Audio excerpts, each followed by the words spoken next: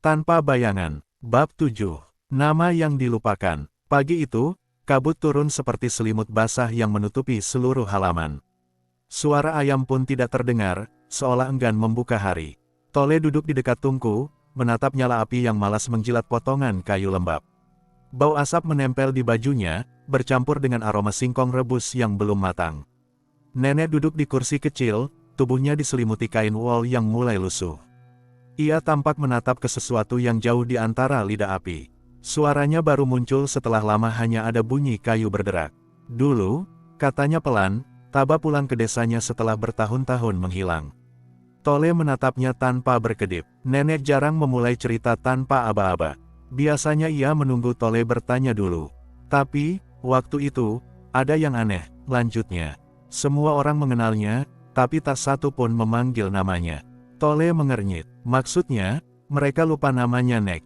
Nenek menatap Tole sebentar, lalu menunduk. Bukan lupa, mereka cuma tak berani menyebutnya. Lalu hening yang panjang dan canggung. Nenek tidak melanjutkan, seakan kata-kata berikutnya tersangkut di tenggorokannya. Api di tungku mengeremang, dan Tole merasa hawa di ruangan mulai berubah, bukan dingin, tapi padat. Ia menunggu. Namun nenek justru berhenti, tatapannya kosong ke arah jendela yang diselimuti kabut. Bibirnya bergerak sedikit, tapi tak ada suara keluar. Tole bisa melihat urat di lehernya menegang, seolah sedang menahan sesuatu yang ingin keluar tapi tak boleh. Nenek, Tole memanggil perlahan. Tak ada jawaban. Tole, tolong tambah kayu, katanya akhirnya, tanpa menoleh. Tole cepat-cepat berdiri, mengambil beberapa potong kayu yang sudah setengah kering, lalu menambahkannya ke tungku. Api menyala lagi, tapi nenek tetap diam. Tole ingin bertanya lagi tentang Taba, tapi sesuatu menahannya. Cara nenek memegang lutut, cara matanya tidak menatap kemanapun, semuanya membuat suasana jadi aneh. Kenapa diam Nek? Suara Tole nyaris berbisik. Nenek menatapnya perlahan. Ada cahaya api menari di matanya yang keruh. Kadang, cerita berhenti bukan karena habis le, tapi karena namanya datang terlalu dekat. Tuh, tapi siapa yang datang? Nenek tak menjawab. Ia menatap tungku, lalu menepuk lututnya pelan. Suara tepukan itu terdengar jelas di antara bunyi kayu retak. Tole tahu kenapa nenek kadang berhenti di tengah kalimat. Tole menggeleng, karena beberapa kata tidak mau selesai, jawabnya. Begitu diucapkan sampai akhir, mereka akan mencari yang pernah memanggilnya dulu. Tole menggigit bibirnya, berusaha memahami maksud ucapan itu. Tapi semakin ia memikirkannya, semakin aneh rasanya. Ia menatap bayangan mereka di dinding, bergerak perlahan mengikuti arah api. Ada dua bayangan yang menunduk, tapi bentuk kepala nenek tampak sedikit miring, seolah sedang mendengar sesuatu yang tak terdengar. Tole ingat enggak, suara nenek lirih, cerita tentang orang-orang yang kehilangan bayangan mereka. Yang Taba Nek, nenek diam, lalu mengangguk sekali. Dulu, sebelum itu terjadi, desanya punya penjaga. Tapi ia tiba-tiba berhenti lagi. Nafasnya tersendat. Ah, maaf Le, nenek sudah tua. Kadang lupa urutan ceritanya. Padahal Tole tahu, bukan itu alasannya. Ia sudah sering melihat nenek bercerita. Setiap kali nenek lupa, matanya tetap tenang. Tapi kali ini, matanya gelisah. Seperti seseorang yang tahu ada sesuatu mengintip dari balik ingatan. Tole, ambilkan air ya. Tole bangkit, mengambil kendi di pojok dapur, lalu menuangkan ke mangkuk. Saat ia menoleh kembali, nenek masih menatap titik yang sama. Tidak ke Tole, tidak ke tungku, tapi ke sela-sela dinding yang gelap. Air di mangkuk bergetar sedikit. Mungkin karena tangannya sendiri yang gemetar. Nenek, panggilnya. Tadi mau bilang apa tentang penjaga itu? Nenek tidak langsung menjawab. Ia mengangkat wajahnya, dan kali ini, suaranya terdengar lebih pelan dari biasanya. Dulu, sebelum kabut jadi segini tebal, masih ada satu orang yang mengingat nama-nama lama. Tole maksud, kayak penjaga nama gitu. Nenek tersenyum samar, tapi senyum itu cepat hilang. Tapi itu nanti aja ceritanya Le. Tole pengen tahu sekarang. Tidak malam ini, potong nenek cepat. Nada suaranya membuat udara mendadak kaku. Ada nama-nama yang tak boleh disebut saat kabut belum naik. Tole menatapnya heran. Tapi Nek, kan baru pagi. Pagi di kabut bukan pagi sungguhan, ucap nenek, lebih seperti gumaman daripada jawaban. Tole tidak mengerti. Ia menunduk, menatap bara merah yang makin redup. Sesekali terdengar letupan kecil dari tungku, tapi tak cukup untuk memecah rasa aneh yang menggantung di ruangan. Beberapa saat kemudian, nenek bersandar ke kursinya, matanya memejam sebentar. Lalu ia membuka mulut, tapi yang keluar hanya napas. Ia tersenyum, tipis sekali, seperti sedang mendengarkan sesuatu yang hanya bisa ia dengar sendiri. Tole, katanya pelan, kalau suatu hari nenek berhenti di tengah cerita dan tidak melanjutkan. Kenapa Nek? Jangan coba-coba nyebut nama yang belum selesai. Tole nggak ngerti, jawabnya cepat. Tapi suaranya sendiri bergetar. Nenek mengangguk pelan, seolah mengerti bahwa Tole memang tak harus mengerti. Nanti kau tahu sendiri, dunia ini punya cara mengingat apa yang kita coba lupakan. Sebuah embusan angin lembab masuk dari celah bambu di dinding, membuat api bergoyang. Nenek menatap bara merah itu lama sekali, lalu menepuk lututnya lagi. Tole, besok pagi, nenek lanjutkan ceritanya, ya. Tentang orang yang menjaga nama-nama itu. Penjaga nama, nenek mengangguk, kali ini suaranya nyaris hilang. Iya, tapi untuk malam ini, biarkan kabut dulu yang mengingat. Tole tidak menjawab, ia menatap api yang makin kecil, lalu menoleh ke dinding. Dua bayangan itu masih ada, tapi yang satu tampak lebih gelap, lebih tebal. Ia ingin bilang pada nenek, tapi lidahnya terasa berat. Di luar, kabut seperti menekan dinding dari segala arah. Dan di tengah keheningan itu, suara nenek terdengar lagi, samar seperti dari mimpi. Nama Taba, dulu berbeda. Setelah itu, ia benar-benar diam. Tidak tidur, tidak bicara. Dan untuk pertama kalinya sejak tinggal bersama nenek, Tole merasa bahwa ada sesuatu di dalam rumah itu yang ikut mendengarkan mereka. Keesokan paginya, kabut belum juga menyingkir. Bahkan lebih pekat dari kemarin, seperti menebal dari dalam tanah. Tole terbangun lebih awal dari biasanya, tapi tungku sudah menyala. Nenek duduk di tempat yang sama, mengenakan kain abu-abu yang tampak lebih tua dari dirinya sendiri.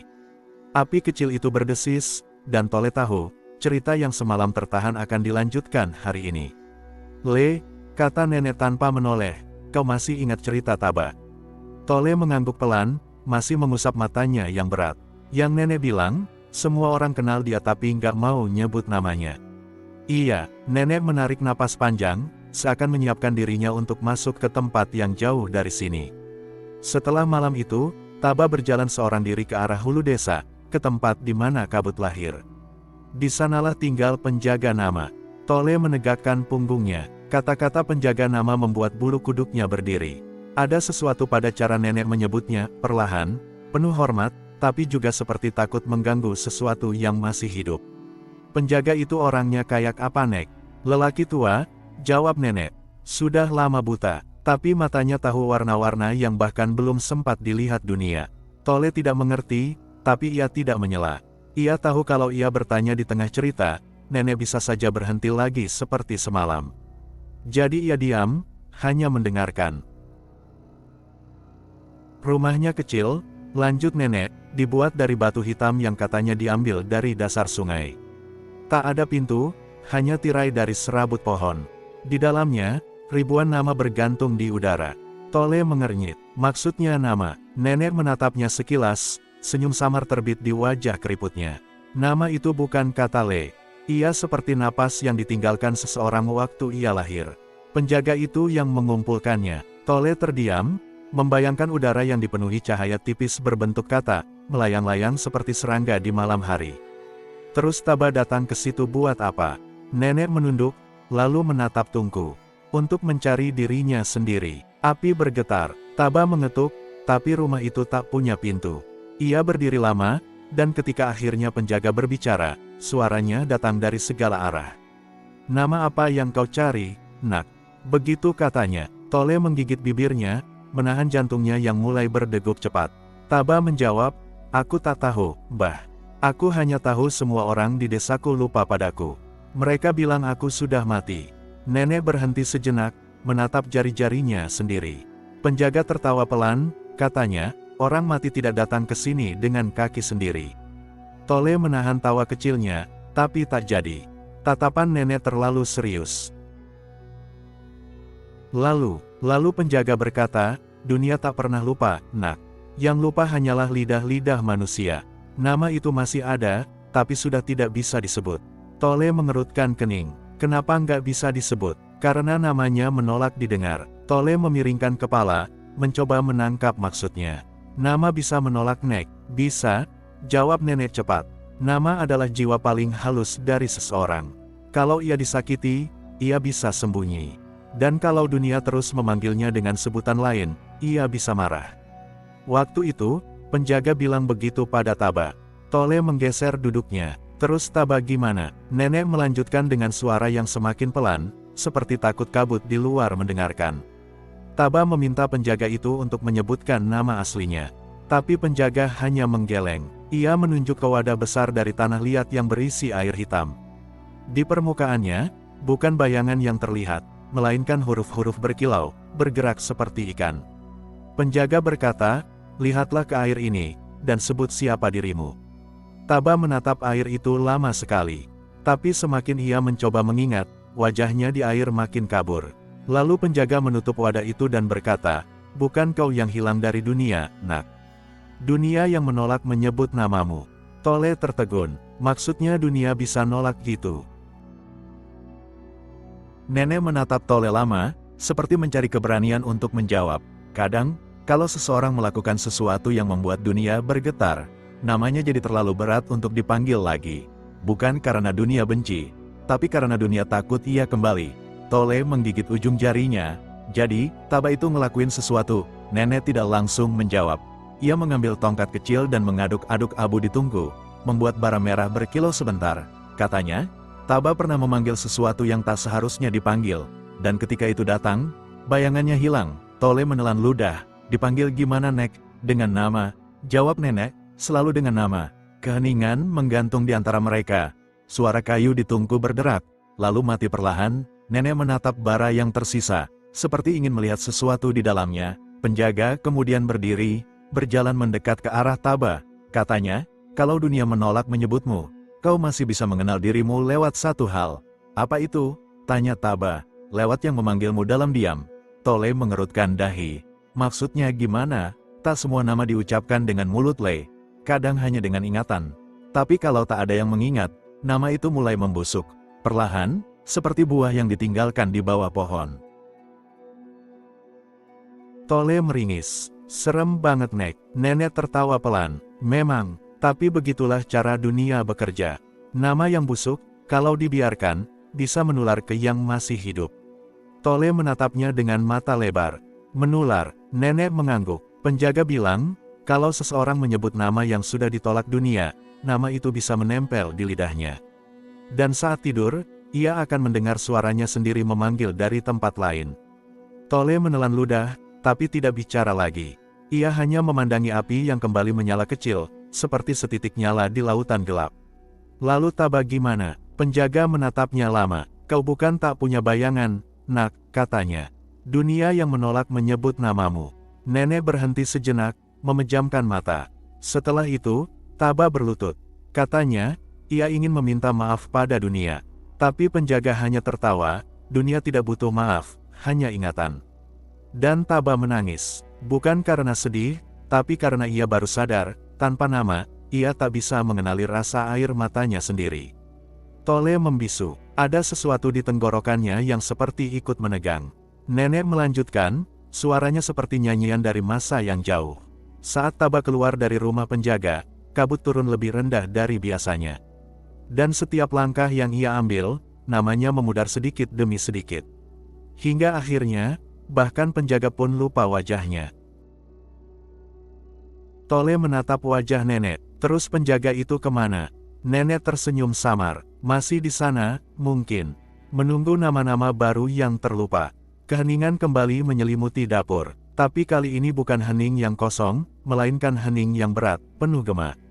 Tole merasa kata-kata nenek tidak berhenti di udara, tapi menggantung, seolah mencari tempat untuk hinggap. Nenek, katanya akhirnya, nama bisa mati enggak? Nenek membuka matanya perlahan. Tidak, Le, nama tidak mati. Ia cuma berhenti dipanggil. Tole menunduk, menggambar-gambar debu di lantai dengan jarinya.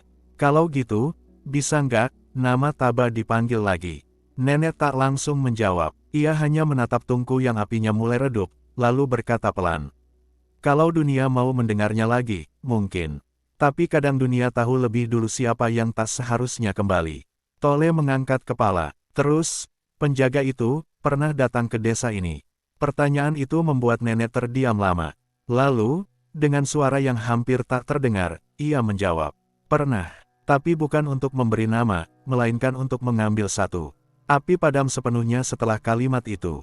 Tak ada bara, tak ada cahaya, hanya kabut di luar yang tiba-tiba seperti mengetuk dinding rumah, memanggil dengan suara yang tidak bisa ditiru manusia. Dan di sela bisikan itu, Tole merasa seperti mendengar sesuatu yang samar, sebuah nama yang hampir hilang, dipanggil dari tempat yang jauh. Di depan tungku yang bara apinya tinggal merah pucat, Tole duduk sendirian.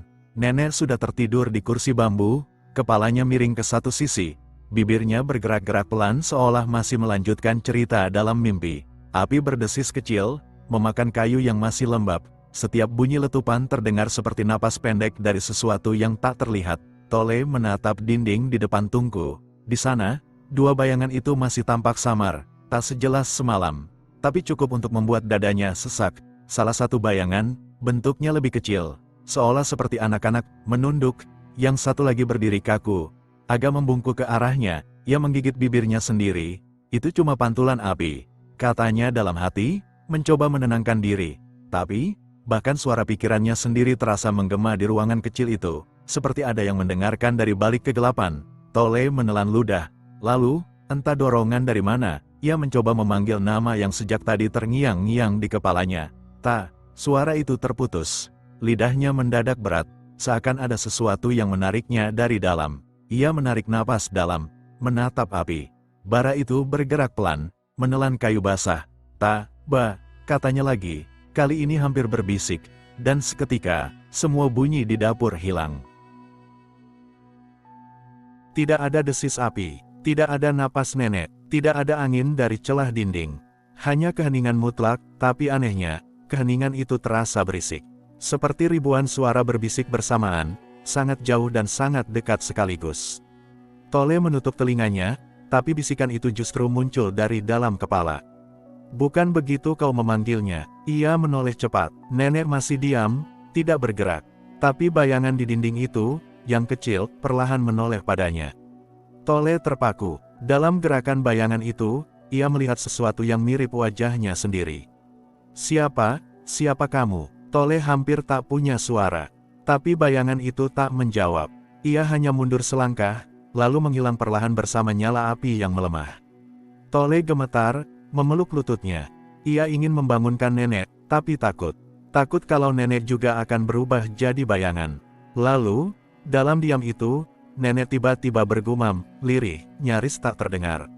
Ada nama yang tak boleh diulang. Tole mematung. Bibir nenek tidak benar-benar bergerak sekarang, tapi suara itu terasa nyata di telinganya. Ia menatap wajah tua itu, keriputnya tampak lebih dalam, seolah tiap garis kulit menyimpan huruf yang tak bisa dibaca. Api menyala lagi, seolah disulut oleh napas tak terlihat. Dan di dinding, muncul satu bayangan baru. Bukan dua, bukan satu, tiga. Tole tahu, kali ini, salah satunya bukan miliknya. Ia menunduk, tak berani melihat. Tapi dari pantulan bara di lantai, ia tahu bayangan itu bergerak mendekat. Nama membawa arah, nak, suara nenek berbisik lagi, kini jelas dan dingin. Kalau kau menyebutnya tanpa izin, dunia akan ingat siapa yang pertama hilang. Tole menggigil. Ia tak tahu apa maksudnya, tapi di dadanya terasa sesak, seperti jantungnya bergetar di antara dua dunia. Api menyembur sekali, seperti ada sesuatu yang lewat di dalamnya. Bayangan itu menghilang bersama percikan terakhir. Dan ketika bara padam sepenuhnya, hanya suara detak jantung Tole yang tersisa, keras, tak beraturan. Ia menarik napas, mencoba berkata sesuatu. Tapi lidahnya keluh. Suaranya tak mau keluar, seolah ikut terbakar bersama nama yang tadi ia sebut. Dalam diam itu, Tole akhirnya mengerti sesuatu. Bukan hanya Taba yang dilupakan dunia. Mungkin, dunia sedang belajar melupakan siapa saja yang berani menyebut nama itu. Nenek membuka matanya pelan. Pandangannya kabur, tapi senyum tipis muncul di wajahnya. Kau sudah tahu rasanya, ya Le, katanya lirih, hampir seperti nyanyian. Begitulah awalnya. Dulu, Tole menatapnya tanpa suara. Lalu, dari luar rumah, terdengar gonggongan anjing, sama seperti pagi di kabut tebal dulu. Tapi kali ini, anjing itu tak berhenti. Suara gonggongan itu terus terdengar, keras, putus, lalu hening lagi. Dan di sela-sela keheningan itu, dari dalam tungku yang sudah mati, Tole mendengar sesuatu berbisik, lembut, seakan diulang dari jauh. Tole, ia menoleh, tapi tak ada siapa-siapa, hanya abu, dingin dan diam. Dan di abu itu, ada jejak kecil seperti huruf yang setengah terbentuk. Bila dibaca dengan hati-hati, nyaris seperti ejaan dari satu nama, nama yang baru saja dihapus dunia.